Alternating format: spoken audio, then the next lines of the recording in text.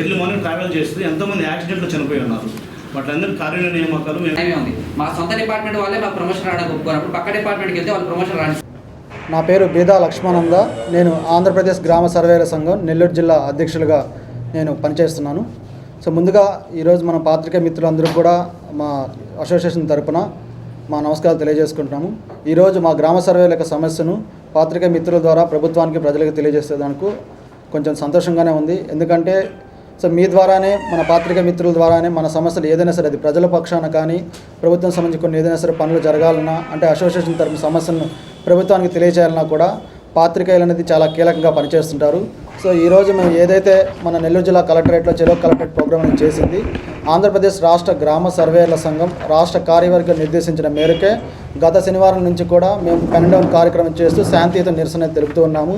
అదేవిధంగా రాష్ట్ర కార్యాచరణలో భాగంగా ఈ రోజు నుంచి 25 నుంచి 27 వరకు, అంటే బుధవారం నుంచి శుక్రవారం వరకు కూడా మనకి జిల్లాలో ఉన్న అన్ని మండలాల్లో ఉన్న గ్రామ సర్వేలు అందరూ కూడా మాస్ క్యాజువల్ పెట్టుకొని మేము కొన్ని నిరసన కార్యక్రమం చేస్తున్నాము. అందులో భాగంగా వచ్చేసరికి ఈరోజు మన నెల్లూరు జిల్లా కలెక్టరేట్లో చెలో కలెక్టరేట్ ప్రోగ్రాం చేయడం జరిగింది.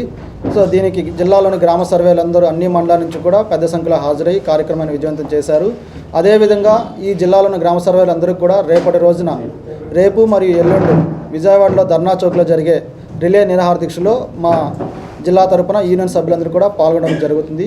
మా యొక్క ప్రధాన సమస్యలు వచ్చేసరికి ఈరోజు మేము ఉద్యోగాలు చేస్తున్నా కూడా మేము రోడ్డు మీదకి రావడానికి లేదా మా సమస్యల్ని ప్రభుత్వానికి తెలియజేయడానికి, ఇలా నిరసన కార్యక్రమం చేపట్టడానికి ప్రధాన కారణం మనకి కొన్ని ముఖ్యమైన సమస్యలు ఉన్నాయి. అందులో మొదటిది రేషనలైజేషన్.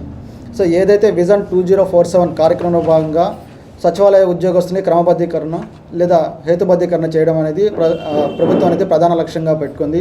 అందులో భాగంగానే గ్రామ సచివాలయ వ్యవస్థని సమూలమైన మార్పులు తీసుకొచ్చారు. గతంలో జనాభా ప్రతిపాదకున్న ప్రతి 2500 జనాభాకి సంబంధించి కొన్ని ఫంక్షనరీస్తో సచివాలయ వ్యవస్థను ఏర్పాటు చేయడం జరిగింది. సో ప్రస్తుతం ఈ ప్రభుత్వం వచ్చేసరికి మనకి జనాభా ప్రాతిపాదికనే సో కొన్ని సచివాలయాల్లో ఫంక్షనరీస్ ఎక్కువ మంది ఉన్నారు, కొన్ని సచివాలయాల్లో ఫంక్షనరీస్ తక్కువ ఉన్నారు. వీళ్ళందరినీ రేషనలైజేషన్ చేయాలనే ఉద్దేశంతో మనకి జనాభా ప్రాతిపాదికన ఇప్పుడు వచ్చేసరికి క్లస్టర్ విధానంలో 2 సచివాలయాలు లేదా 3 సచివాలయాలు కలిపి ఒక సర్వేని నియమించడం అనేది జరుగుతుంది. సో గతంలో వచ్చేసరికి ఒక్కో సచివాలయం సర్వేర్ పనిచేసేటప్పుడు సుమారు 5,000 నుంచి 10,000 మధ్య విస్తీర్ణంతో ఒక సచివాలయంలో పనిచేసేవారు. సరే, అదే ఇప్పుడు రేషనలైజేషన్లో క్లస్టర్లో భాగంగా వచ్చేసరికి సుమారు 10 నుంచి 15,000 ఎకరాలు ఉన్న భూమికి మేము ఈరోజు ఈ క్లస్టర్ విధానంలో పనిచేయాల్సిన స్థితి ఏర్పడింది. సో ఈ క్రమంలో ఏంటంటే ఈ రేషనలైజేషన్ భాగం సుమారు మన నెల్లూరు జిల్లాలోని 430 మంది దాకా గ్రామ సర్వేలు ఇంతమంది ఉండగా, రేషనలైజేషన్ చేసిన తర్వాత క్లస్టర్ విధానం వచ్చి 290 మంది మనకి ఒరిజినల్ సచివాలయంలోకి వస్తున్నారు. మిగిలిన అందరూ కూడా మనకి సర్ప్లస్ అనే పరిధిలోకి వెళ్తున్నారు. సో ఇక్కడ అదేవిధంగా రీసర్వే ప్రక్రియలో మేము వచ్చేసరికి ఎంతో హై రిస్క్తో మేము పనిచేస్తున్నాం. సో అలాంటి రిస్క్ అలవెన్స్ కానీ ఎలాంటి అలవెన్స్ లేదు. ఇంకోటి వచ్చేసరికి ప్రధానమైన సమస్య మనకి జీవో నెంబర్ 5. సో ఇప్పుడు వచ్చిన ట్రాన్స్ఫర్స్లో వచ్చేసరికి సచివాలయ ఉద్యోగస్తులు సొంత మండలంలో పనిచేయకూడదు, వాళ్ళు వేరొక మండలం దాటి వెళ్ళాలని అంటున్నారు. సో మండల స్థాయి ఉద్యోగులకు మాత్రమే మనకి ఆ మండలం కాకుండా వేరే మండలం చేయాల్సి వస్తుంది. సో గ్రామ స్థాయిలో ఉండే ఉద్యోగులకి ఇది తగిన పని కాదని మా అందరి అభిప్రాయము. నా పేరు అంకయ్య, నేను విలేజ్ సర్వీస్ అసోసియేషన్ ఆఫ్ ఆంధ్రప్రదేశ్లోని మెంబర్ని. ప్రస్తుతం ఇప్పుడు మేము ఈ ప్రెస్ మీట్ పెట్టడానికి కూడా ముఖ్య కారణం ఏంటంటే రేషనలైజేషన్ ప్రక్రియ. ఇప్పుడు ఇది ఒక విలేజ్ సర్వేర్కే కాదు, ఇది GSWSలో డిపార్ట్మెంట్లో ఉన్నటువంటి ప్రతి ఒక్క సచివాలయ ఉద్యోగి కూడా ఇందులో చాలా సమస్యలు ఫేస్ చేస్తూ ఉన్నాం. ఫస్ట్ ఇదివరకు GSWS డిపార్ట్మెంటు జీవో నెంబర్ 1 నుంచి 6 దాకా రిలీజ్ చేసింది. ఇందులో ముఖ్యంగా మీకు ఇప్పుడు తెలియజేస్తే జీవో ఏమంటుందంటే, సెక్రటేరియట్లు A, B, C అని 3 క్లస్టర్ విధానాలు తీసుకొచ్చింది. అందులో Aలో 6 మంది స్టాఫ్, Bలో 7 మంది స్టాఫ్, Cలో 8 మంది స్టాఫ్ని ఇలాగా పెట్టారనమాట. దీంట్లో ఇప్పుడు మాకు ఎక్కడ అన్యాయం జరుగుతుందంటే, రేషనలైజేషన్ ప్రక్రియ ఫస్ట్ మేమందరం అడిగేది రేషనలైజేషన్ ప్రక్రియను కంప్లీట్ చేయండి. రేషనలైజేషన్ ప్రక్రియ ఎలా చేస్తున్నారో, ఏ ప్రాతిపదికన చేస్తున్నారు, ఆల్రెడీ మీరు జీవోలు ఇచ్చారు కదా, దీంట్లో ఏ విలేజెస్ ఉన్నాయో ఆ విలేజెస్కి ఎస్ అని నో అని ఇచ్చినారు. 2-3 విలేజెస్ కలిపి ఒక క్లస్టర్గా తీసుకున్నారు. ఈ ట్రాన్స్ఫర్ ప్రక్రియ అనేది మొదటగా మేము అడిగేది ఈ క్లస్టర్ వైజ్ ట్రాన్స్ఫర్ ప్రక్రియ చేస్తున్నారా, లేదంటే సచివాలయం వైజ్ ట్రాన్స్ఫర్ ప్రక్రియ చేస్తున్నారా? అంటే సచివాలయం వైజ్ అంటే ఎస్ ఉన్నా నో ఉన్నా అక్కడ ట్రాన్స్ఫర్ పెట్టుకునే వెసులుబాటు ఉందా లేదా అని మేము అడుగుతున్నాం. ఒకవేళ సచివాలయం వైజ్ ట్రాన్స్ఫర్ ప్రక్రియ జరుగుతాము, దాని తర్వాత రేషనలైజేషన్ చేసి అప్పుడు ఎవరైతే సర్ప్లస్గా మిగిలి ఉన్నారో వాళ్ళని మేము వేరే డిపార్ట్మెంట్కి ఆన్ డ్యూటీ కానీ పర్మనెంట్గా కానీ పంపిస్తామని ఒక నోట్ కానీ గవర్నమెంట్ ఇస్తే మాకు ఎలాంటి సమస్య లేదు.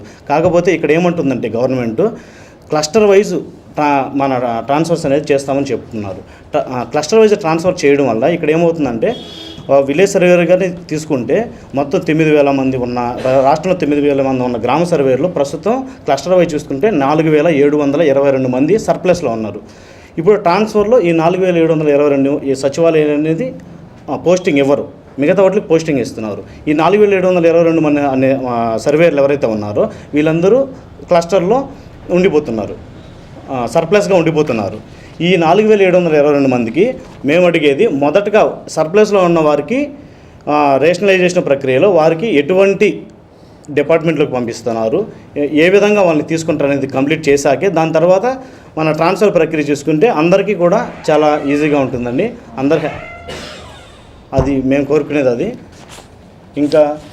ఇంకే మాట్లాడాలంటే విలేజ్ సర్వేయర్ల గురించి మాట్లాడితే మేము గ్రేడ్ 3గా జాయిన్ అయ్యాము. ఇదే విధంగా గత ప్రభుత్వం మమ్మల్ని గ్రేడ్ 2గా రికగ్నైజ్ చేశారు.